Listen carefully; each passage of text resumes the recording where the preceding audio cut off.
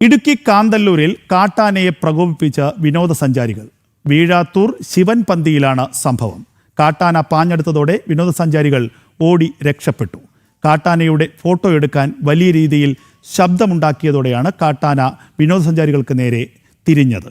കഴിഞ്ഞ ഏതാനും മാസങ്ങളായി ശിവൻപന്തി മേഖലയിൽ കാട്ടാന ശല്യം രൂക്ഷമെന്ന് നാട്ടുകാർ പരാതി പറയുന്നുണ്ട്. വിവരങ്ങളുമായി സുബിൻ തോമസ് ചേരുന്നു. സുബിൻ, വളരെ ഗംഭീരമായൊരു ദൃശ്യങ്ങളാണ് പുറത്തു വരുന്നത്. തലനാഴിലേക്കാണ് ഈ ആളുകൾ കാട്ടാനയിൽ നിന്ന് രക്ഷപ്പെട്ടത്, കാട്ടാനയുടെ ആക്രമണത്തിൽ നിന്ന് രക്ഷപ്പെട്ടത്. ഇവർ പ്രകോപിപ്പിച്ചതാണ് ആന പാഞ്ഞെടുക്കാൻ കാരണമെന്ന് ഫോറസ്റ്റ് ഉദ്യോഗസ്ഥർ തന്നെ നേരിട്ട് പറയുന്നു. എന്താണ് ഇത് സംബന്ധിച്ച കൂടുതൽ വിവരങ്ങൾ? ദൃശ്യങ്ങളിൽ തന്നെ വ്യക്തമാണ്. ഈ കാട്ടാന, രണ്ട് കാട്ടാനകളുണ്ട്. അതിൽ ഒരു കൊമ്പനാനയാണ് ഈ വിനോദസഞ്ചാരികളെ നേരെ പാഞ്ഞെടുക്കുന്നത്. ഈ കാട്ടാന ഈ റോഡിന് താഴ്ഭാഗത്ത് കൂടി നടന്നു പോവുകയായിരുന്നു. ഈ സമയത്താണ് മുകൾ ഭാഗത്തെ റിസോർട്ടിലുണ്ടായിരുന്ന തമിഴ്നാട് സ്വദേശികളായ യുവാക്കൾ ഈ താഴ്ഭാഗത്തേക്ക് എത്തുകയും ആനയോടൊപ്പം ഫോട്ടോ എടുക്കാനുള്ള ശ്രമം നടത്തുകയും ചെയ്തത്. ഈ സമയത്ത് ഇവർ വലിയ രീതിയിൽ ബഹളമുണ്ടാക്കി ആനയെ പ്രകോപിപ്പിച്ചു. തുടർന്ന് ആന ഇവർക്ക് നേരെ തിരിയുകയും ഓടിക്കുകയുമായിരുന്നു.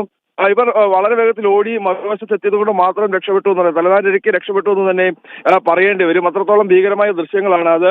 ഇതിനുശേഷം ആന, മറ്റൊരു കുട്ടി ആന കൂടി ഈ ആനയോടൊപ്പം ഉണ്ടായിരുന്നു. ഈ രണ്ടാനകളും റോഡിലൂടെ നടന്ന് മറുവശത്തേക്ക് പോയി കാട്ടുചോലക്കുള്ളിലേക്ക് പോവുകയും ചെയ്തു. കഴിഞ്ഞ ഏതാനും നാളുകളായി ശിവൻപന്തി മേഖല കേന്ദ്രീകരിച്ച് വലിയ രീതിയിൽ കാട്ടാന ശല്യം രൂക്ഷമാണ് എന്നുള്ളതാണ് പ്രദേശവാസികൾ പറയുന്നത്. ഇത്തരത്തിൽ ആളുകൾ ആനയെ പ്രകോപിതരാക്കുന്നത് മൂലം പല സമയത്തും ഈ ജനവാസ മേഖലയിലേക്ക് കടക്കുന്ന ആനകൾ വലിയ രീതിയിൽ ഭീകരാന്തരീക്ഷം സൃഷ്ടിക്കാറുണ്ട്.